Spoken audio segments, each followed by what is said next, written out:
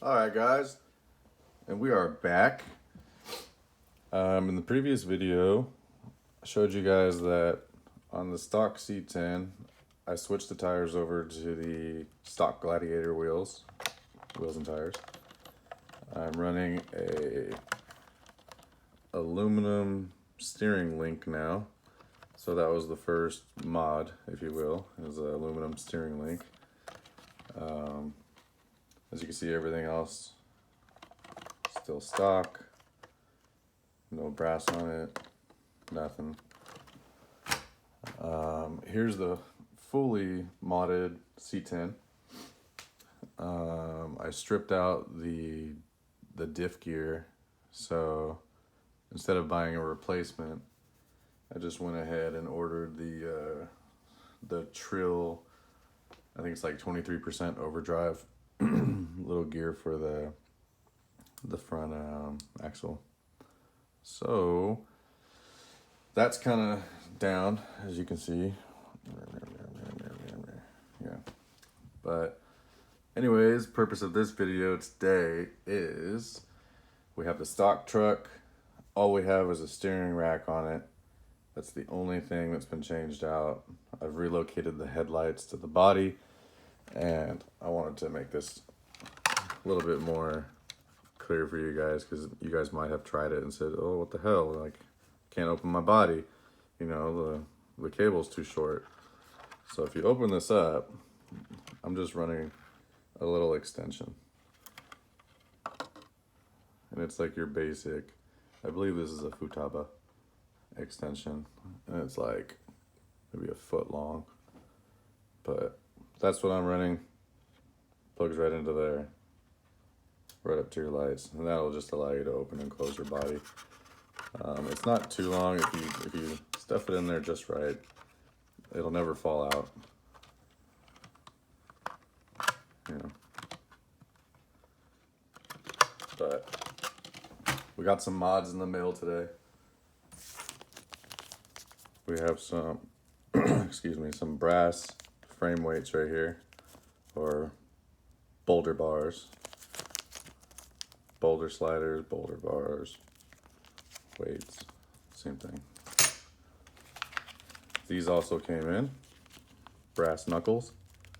These were like, it was actually, I think these and these on Amazon. I found them for like 16 bucks, I think, for both. So that's pretty good, because I think I paid like $16.99 for this alone on eBay. And for these, I think I paid like $9.99 on eBay. So Amazon is your go-to. These little knuckles, they have these little brass sleeves. And you want to be very, very careful with these little brass sleeves. And I would say if you're screwing into a plastic axle housing, because these will screw into your axle housing, and they kind of just pivot, and that's what allows you to turn. So if you are screwing these into a plastic axle housing, I would check them maybe every other run, see if they've backed out. You know, I trust these little tiny screws in a aluminum axle housing, because I can Loctite it and I don't have to, you know, worry about it at all. With plastic, you're supposed to be able to screw into the plastic, especially if it's like machine thread, like these little guys. And machine thread, as it screws into plastic, is supposed to like sort of cinch itself in there and not come undone, but shit happens. So they don't sell replacements for these. I don't think they do separately. I haven't come across them yet. So don't lose your brass sleeves for your knuckles. Boom. Check your stuff. Make sure that if you are screwing in the plastic, you know, your screws are still there, because the last thing you want to do is lose a sleeve. What also came in the mail, I have 2 brass diff covers. So those will go right on to the plastic axles, no problem. They slip right on. There's no fitment issues. You can't run the super big block style diff covers because you have a plastic axle still, and on these plastic axles they have these little ridges that are kind of built up. You know, I guess it's supposed to be a little bit smoother so it doesn't get caught, but or maybe this is for strength. I'm not sure why they put this here, but with a plastic OEM axle housing, you can't put the big block ones in there. I'm not sure where mine are, but they're around here somewhere. So these ones work. Any variation of these, Trill, whatever brand you want to do, these ones will work. So we're gonna put these on there too. What also came in the mail are these red suspension links right here. Now these things, I thought that I had ordered high clearance links, but I don't know, I guess I didn't. So here's some red steering links. You kind of want to be careful with the O-rings. Make sure you don't lose your O-rings. I think actually you kind of can't lose your O-rings, actually, the way that this is set up. I think you probably can. Let's see if I can get a good shot of this. On this rear little pivot block right here, where your links have an open face right here, because everywhere else your links go into, there's two sides. So you got a boom, boom, boom, boom, boom, boom, boom, boom. And then over here, boom, boom, boom, boom. So technically you really can't lose your O-rings. They might pop off, probably not, but if they do, you won't lose them. The only spot you have to worry about losing your O-rings would be, can't get any light on that, would be on this little pivot block right here. Right there. Because you have two open faces. So how you fix that, usually on these links, yeah, see, usually on these links, there's a smaller side and there's a fatter side. Now what I like to do is I will take my links and I'll rotate them until the fatter side is outside, or is facing outside on that little plastic pivot block on the rear axle right there. And the reason why you want to face them outside with the fat face on the outside is because the O-ring is harder to pop off on that side. So anything that has an open face, as you can see, this one's smaller. Let's do a comparison actually. There you go. It's just a little bit bigger, but it's just big enough to not let that O-ring pop off. So these, your flat big face them out when you mount them onto that little pivot block over the rear axle. I don't know what it's called. I'm just calling it a pivot block because shit pivots on it, but what else we got? Oh yeah, these also came in the mail too. These are wheel weights.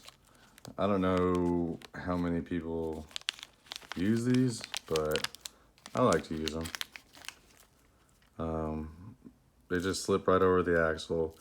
Your pin locks into there. So this takes place of your hex, your plastic hex that comes inside the rim. You know, let me show you actually. I'll take this off.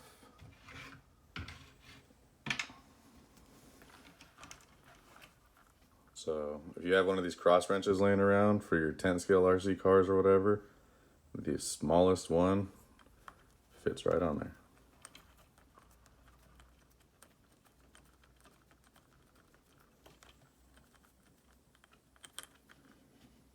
And you can get it to stay in there too. Sometimes, most of the time it's gonna fall out, but if you got like, you know, a lot of Loctite or whatever, it's sticky, or you just kind of tap it out. So basically this comes off, you pull off your hex, And you want to have this either on a table or your hand under it. I'm doing it above my carpet, which is pretty stupid, but you got this little itty bitty pin right here. Oh, and check this out. Let's see if I can get the gap in there. See the gap on the screw to the knuckle right there? That's just from running it. Oh, it's actually on the top too. See that gap? That's why you want to check and make sure your stuff is still tight, because you're only screwing into a plastic housing.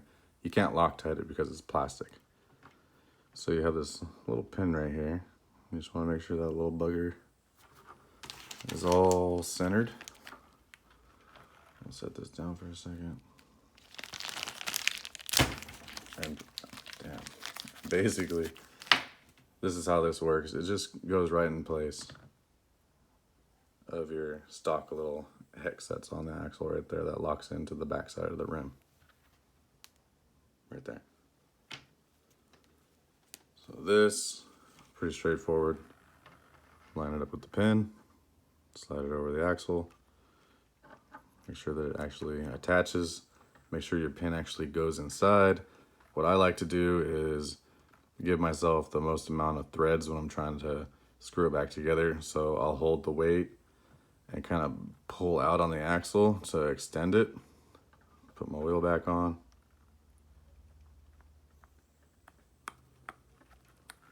And then, boom, just tighten it back up. And that'll give you a lot of weight down low. In addition to these, the frame weights that are gonna go on here, the links being a lot heavier and down low, and the knuckles adding a lot of front end weight and, you know, weight that's down low. I've heard of a lot of people inverting their shocks. I don't really think there's much weight up here in this versus what's down there. This is hollow, there's nothing in it. So I probably won't do that. But this is what I've got going for mods today. You guys stay tuned. Sometime in the next hour or so, I'm gonna have this all together and we're gonna take it out to the hill and we're gonna see what $50 in mods, actually I think it was 60. We're gonna see what $60 in modification, weight modifications will do for this truck. Right now, all it has is that steering rack on it, and that's it. So, all right, guys, stay tuned for the next video. All of this will be on the truck. Everything else that I take off of the truck, I'm probably gonna save it and maybe print myself another Warthog rig. My computer took a shit, but I still have all the files for the Warthog and all the modded files that I had to do to reduce the hole size so that it would actually take STX24, hardware, versus the creator of the file actually made all of the holes 2mm. So if you want to print the Warthog off of, I forgot where he had it. I had to buy the file actually. It was like $4.99. But after I bought it, I was like, you know what? I bought it. I don't think I'm a shareholder in it, but I think I can modify it, So I modified it to, fit all my STX24 hardware. So I didn't have to run to the hardware store. Didn't have to do shit, honestly. Just print, scrape it off, clean it up a little bit. All the little frayed ends and stuff. Just kind of took a lighter over it real quick. Shriveled up. All of it looked nice. And yeah, I might do another Warthog. I know you guys are probably looking at this truck in the back right here, and I'm really pissed off about it. I bought that for my son, and his birthday's in like 10 days, 12 days, and I opened the box and just, make sure everything worked and everything. Turns out the electronics didn't even work. So I'm like, you know what? I'm still gonna give them the truck. I'm just gonna take my little WPL C24, gut it, you know, take all the electronics and everything out of it. This is all stuff from that one over there, but so I took everything out of my C24 and I dumped it into the C14R. I think it's a C14, but now it works and everything. But what really pissed me off is I was like, I didn't even notice it too, and it's so stupid, but if you look at the axle setup on this, see there's a screw right there that would, you know, go through the drive shaft, go through the actual shaft, lock it to the shaft, and, you know, make it go. This thing came with these little shafts that don't have anything. There's no screws, nothing. They're like press fit on there. And I was like, oh, okay, so it rolls on a flat ground. And then I tried to take it over to the hill and climb, and it went like 6 inches and it just went zzz, zzz. And I was like, what the hell? So I picked it up, looked at it, and I was like, oh my God. Man, so I either have to drill holes in this and lock it with my own screw, or gut my gearbox out of my WPL C24 so I can drop it into that truck, so I actually have a present for my son. You know, I have other stuff for him too, but this was like the main thing that I wanted to surprise him with.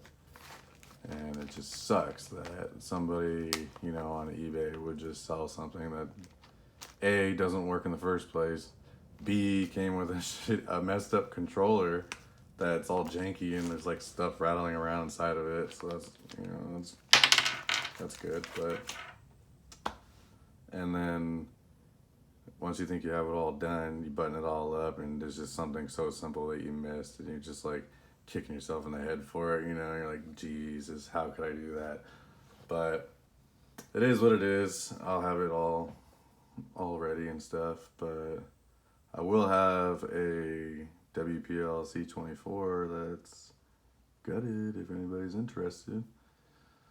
If not, I'm just gonna chuck it. I don't care. It was like 40 something bucks a year and a half ago. I've had it for a while, but I like the SDX 24s better. They're more fun.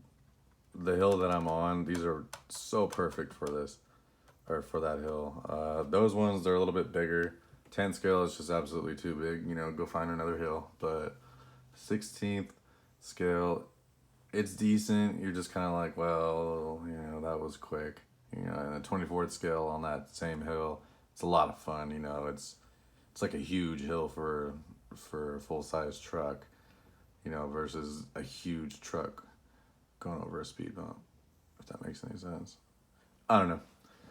All right, well, I'm gonna get started on this. I'm gonna get wrenching on this little truck, get all these mods on, and then I'll have you guys another video in probably about an hour and a half. Stay tuned.